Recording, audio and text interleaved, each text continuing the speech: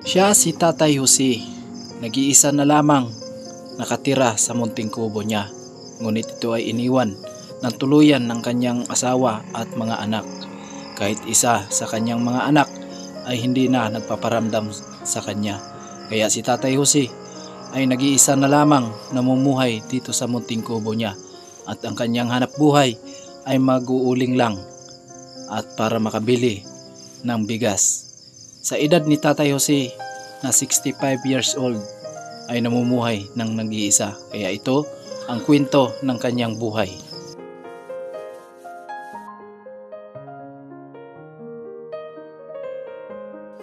Subukan natin pumasok sa loob ng bahay ni Tatay.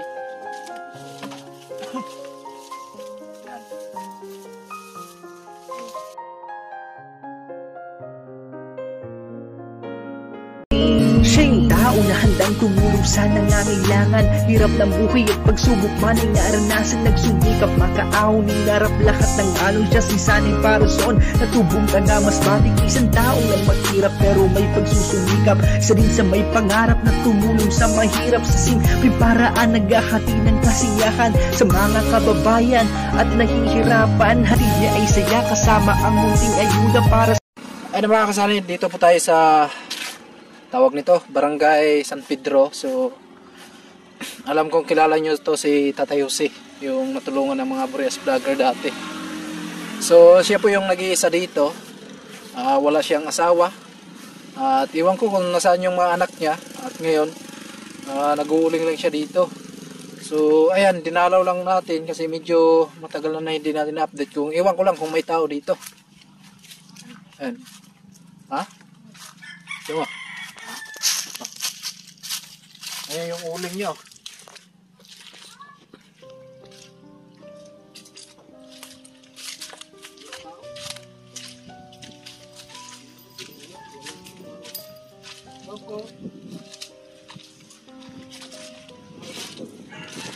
Pernah ya, Gan?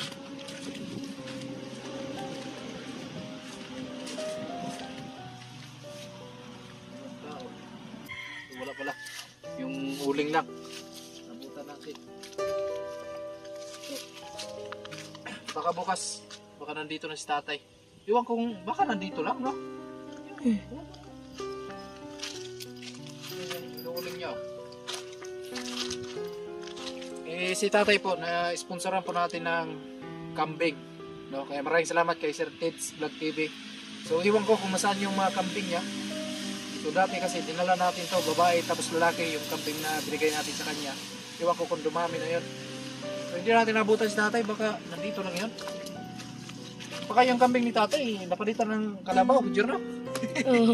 Malaki na. Pupunta sana kami sa kanila ni Ate Maribek, kaso lang, medyo alanganin na tayo. At alas 3 na pala. So bukas na lang tayo pupunta doon. At dalawin din natin mga kasana. Yun po yung mga na-sponsoran ni sa mga sponsor ni Idol Franstar. Siya po yung naka-vlog doon. Tapos dito sa mga Burias vlogger lang to.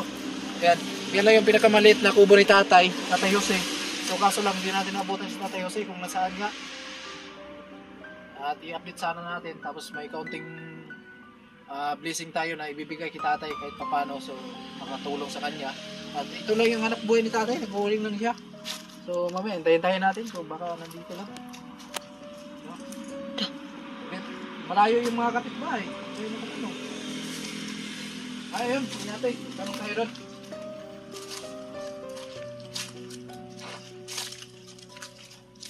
Tanong tayo doon. I-atik. Grabe lang, pinaka-simple lang yung bahay ni Tatay. Simple lang. Dati kasi, yung tinitirahan ni Tatay dito lang yan. Parang kanyan eh. Tirahan ng baboy, yung bulungan ng baboy. Ay mga kasanay, bumalik tayo dito. Nagtanong kami doon sa may tindahan na yun. Nandito daw si Tatay Jose at ito po yung kubo-kubo niya. At nandito naman yung itak ni Tatay Jose, tapos yung tsinelas niya. Ayan po yung higaan niya sa loob.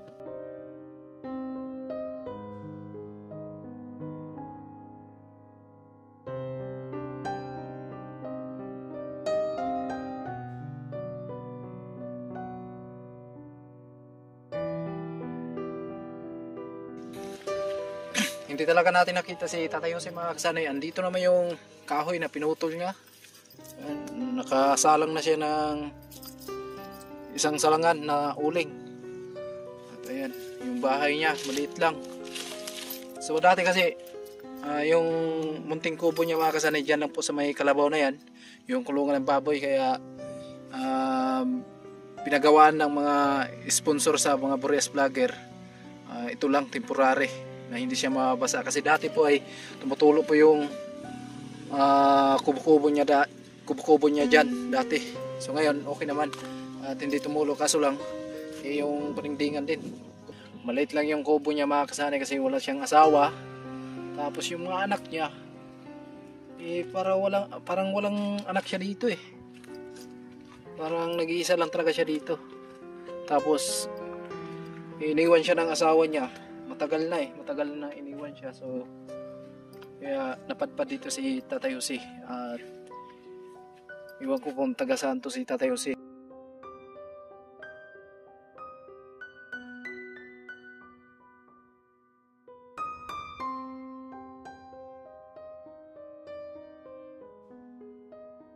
Sa loob sa bahay niya, dyan siya nagluluto.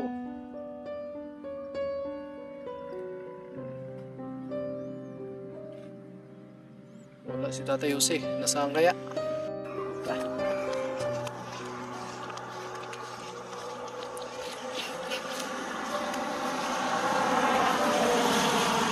Ay mga kasanay, nandito na pala si Tatay Jose.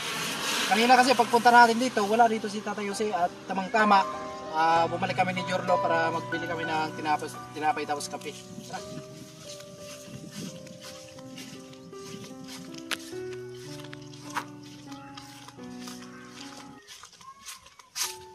Jose! Ay hapon! Tatay Jose oh.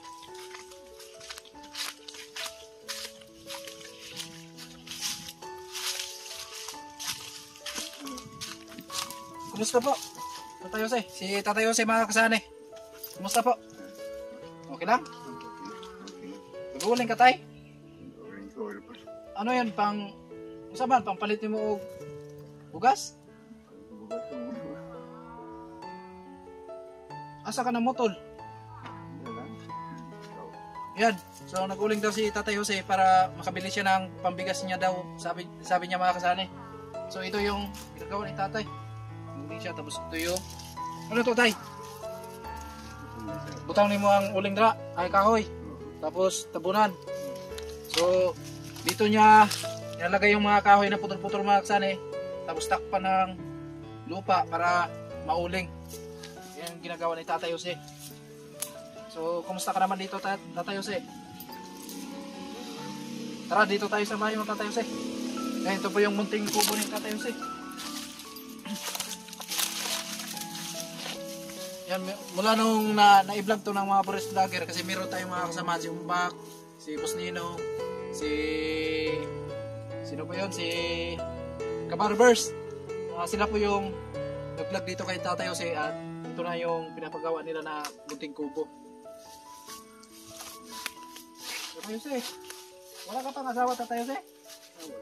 Wala pang asawa si Tatay Jose. Matagal na tatay no? Mula nung na-vlog ka namin. Mga anak mo tayo, saan? Wala dito tayo, wala dire yung mga anak. Wala siyang anak dito, kahit isa tayo, wala. Yung asawa mo tayo, buhay pa ngayon? Buhay yung pangalawa ko, Pangalawa mong asawa. Nakarami pala si tatay, no? Yung unang asawa mo tayo, may anak kayo?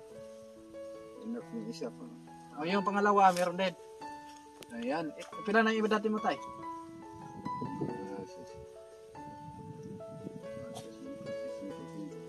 O, 65 yung edad ni tatay. So medyo matanda na si tatay. Tapos ayun nga, nag-iisa siya dito, wala siyang kasama. Tay, paano kung malakas yung ulan tay? Okay ka lang dito?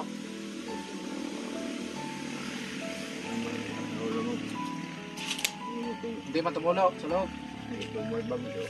Pag may bagyo, matibay naman siya tay. Ayan mga kasana yun. Ayan, pag malakas yung hangin, sabi ni tatay, pag may bagyo daw, ganyan nga yung kubo niya, ang lumilindol. So dati ang bahay ni tatay diyan lang sa Unahan ng ulingan niya. Yung kulungan ng baboy, di ba tay? Ayan. So, okay lang dito tay pag natutulog ka. Ayan, ito yung sa loob ng bahay ni tatay. Subukan natin pumasok sa loob ng bahay ni tatay. Ayan. Ito yung bahay ni tatay mga kasali. Oh, da. Oh. Nabasok tanay tay. Tibay pala to. Parang wala ng tibay ito tayo. Ayan. Ito yung munting kubo ni Tatay Jose mga kasani. At napakatagal na hindi natin na update si Tatay Jose. Kadahilan po ay tayo ay pumunta ng Maynila. Tapos ngayon si Tatay Jose ay ayan, nag-uuling na lang siya para daw sa pambigas niya. Huwag kayo bugas tay. Huwag kayo bugas karon. Inuuling ko. Ang bigas na. Pambigas lang yung panguling mo. So sasalang ka na naman ng another para kahit pa paano, so makabila ka ng bigas. Makailan sako ka sa isang ulingan mo? Ha? Sako lang yan. Isang sako, magkano yung isang sako ngayon? Yung uling? Di ba? Mahirap mag-uling mga kasani, lalo sa daddy tatay. At ayan, so sabi ni tatay, pag umuulan daw, so hindi naman tumutulo kasi yero naman yung sa taas niya. Pero pag malakas yung hangin, tapos yung pag may bagyo tayo, lumilindol talaga tayo. Oh, kaso walang kasama si tatay dito, kahit apo, anak, kamag-anak, wala kang kamag-anak dito tayo. Wala sa Manila. Lahat sila nandun sa Manila. Taga saan ka pala tay? Taga saan ka talaga? Talaga sa mga isawa ko. Dalandan? Saan yun? Manila, San Fernando. San Fernando. Sa Maynila daw mga kasali. Malayo tayo na.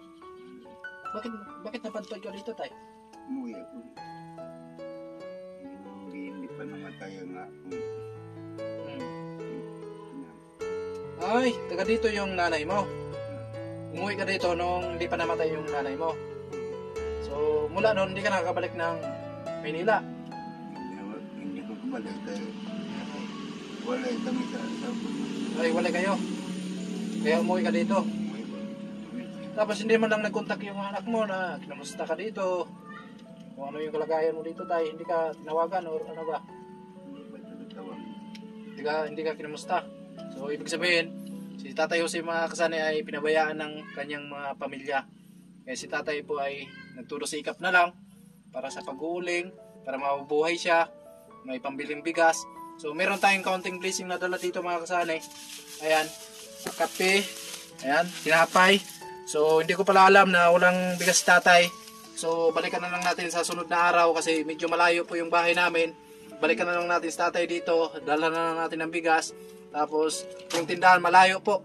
No? So, ang oras natin ngayon ay alas 4 na. So, alanganin na tayo kung babalik tayo ng bayan. No? So, ito tay. Sana makatulong to tay. May tinapay tapos kape. Ha? Ito lang muna tay. At babalik kami sa sunod na araw. Ha? Ayan. Eh, si Tatay Jose mga kasari, napakaawa talaga. Naawa talaga kami sa kalagayan ni Tatay Jose. At ito na yung munting kubo niya. No? At nag-iisa na si Tatay Jose. At ayan nga, pinabayaan na siya ng kanyang mga anak tapos sa kanyang asawa. At wala siyang kamag-anak dito kahit isa. So, yung magulang niya, namatay na mga kasani kaya wala na talaga si tatay na masasandalan pa ng mga kamag-anak niya. Ayan, ingat ka palagi dito tay.